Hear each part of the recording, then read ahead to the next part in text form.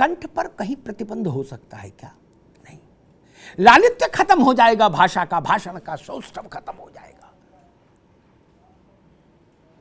इस देश के जो बड़े ओरिएटर रहे हैं संसद में, उनके भाषणों को सुनिए।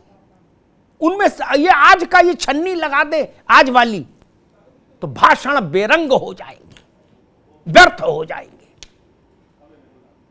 अर्थ का अनर्थ हो जाएगा। वाजपेयी जी, जौहर साहब, सोमनाथ बाबू, मधुलिमय क्या बोलते थे, चंद्रशेखर जी, लालू प्रसाद जी, हटा देंगे उनको सबको, वो सब अमर्यादित हो जाएंगे। जिस देश के राजनीतिक कार्यकर्ता ने आंख ही इस नारे के साथ खोली, जिस देश में कि पानी बिजली दे न सके वो सरकार बदलनी है, और जो सरकार निकम्मी है वो सरकार बदलनी है, इस नारे के साथ आंख खोली किसी पार्टी का आदमी हो क्या? जब दूसरे की सरकार रही तो अपन ऐसा नारा लगाया, जब अपनी आई तो चुप, दूसरे ने लगाया। लेकिन ये तो रहा ना,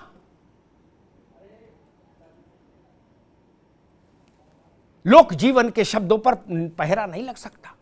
बिरला जी ने कहा भी कि पहरा नहीं है, पहरा नहीं, लेकिन आपने बोझ क्यों बढ़ा लिया कंप्यूटर में कि उतने समय व्यर्थ में उपयोग में आया, इतनी लिस्टिंग की क्या जरूरत है? अच्छा मान लीजिए कोई मन से अभद्र है, एस एन सिंह जी, गाली के पर्यायवाची बनाने में समय लगता है क्या अभद्रता के? नहीं ना।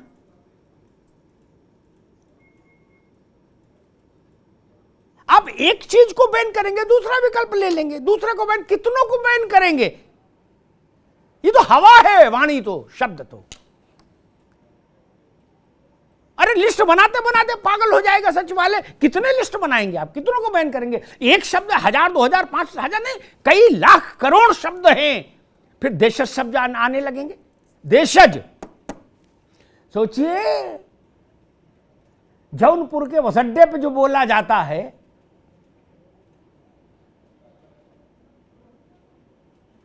या पप्पू की अड़ी पर जो बोलते हैं बनारस में, फिर वो बोलने लगे लोग, तब क्या करेंगे? तब क्या करोगे?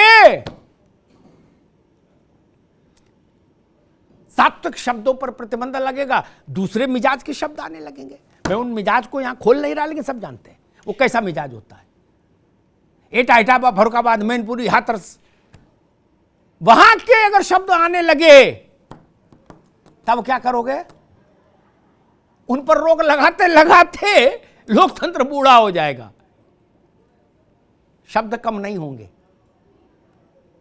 बनारस चले जाइए, आहा शब्दों का लालित्य देखिए, उनका लासानीपन देखिए। क्या मैं तो कई बार बनारस के लोगों को प्रणाम करता हूं कि आप लोग कितने उद्भट विद्वान हो, ऐसे ऐसे शब्द क्रिएट कर देते हैं रिक्शा चलाते चलाते कि सुन के आदमी कहे वाह गुरु रोक दो भैया, रोक दो, है थोड़ी देर सांस ले ले फिर चलो। क्या तब क्या करिएगा?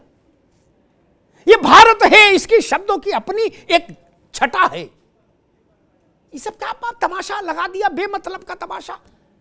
बोले भ्रष्टाचार नहीं बोलोगे तो सदाचार बोलेंगे, तानाशाह नहीं बोलोगे, और तानाशाह नहीं आदमी तो लड़ाई किस बात की है? फिर यहां आपकी सरकार है तो विपक्ष के लिए आप तानाशाह हैं, जहां विपक्ष की सरकार है, राजस्थान में गहलोत जी तानाशाह हैं भाजपा के लिए, पंजाब में भाजपा के लिए भगवंत मान तानाशाह होंगे। इसमें क्या बुरी बात है? पश्चिम बंगाल में आप ममता जी को क्या बोलते हैं? सदाचारी, सर्वसमावेशी, ऐसी बातें बोलते हैं क्या? नहीं ना। ममता जी के लिए ऐसी बातें नहीं बोलते ना। तब लोकतंत्र का सौष्ठव है भाई।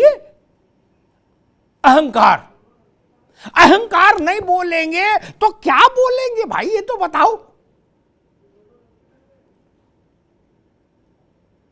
क्या भारत में ये शब्द किसी के कहने से प्रतिबंधित हो सकता है? नहीं। आप शब्दों को कमरों में प्रतिबंधित करेंगे तो शब्द और बड़ी गूंज के साथ, मेरी बात नोट कर लीजिएगा मित्र, शब्द और बड़ी व्याप्ति और बड़ी अनुगूंज के साथ चौखट के बाहर गूंजते दिखाई देंगे। तब क्या करिएगा? जैसे घोषणा पत्र में क्या लिखा और क्या नहीं लिखा, यह भारत का 99.9% आदमी नहीं जानता। क्या? कार्यकर्ता भी नहीं पढ़ते, बाकी जनता छोड़ दो, जनता क्यों पढ़ेगी? ठीक वैसे ही पार्लियामेंट में किसने क्या बोला हो केयर्स और कौन सुनता है? क्या खेत में खड़ा मैकू पार्लियामेंट का प्रोसीडिंग सुनता है क्या? नहीं। वो कभी पार्लियामेंट की लाइब्रेरी आएगा ये देखने के संविधान सभा की बहस में बाबू राजेंद्र प्रसाद ने क्या कहा था? नहीं। लेकिन उसको ये पता है कि भाई अखिलेश यादव आए थे, जसराना में रैली थी, तो क्या बोले? मायावती जी क्या बोली? योगी जी क्या बोले? कि बुलडोजर चलेगा, मई जून में शिमला बना देंगे। ये याद है आदमी को? यही नहीं याद है।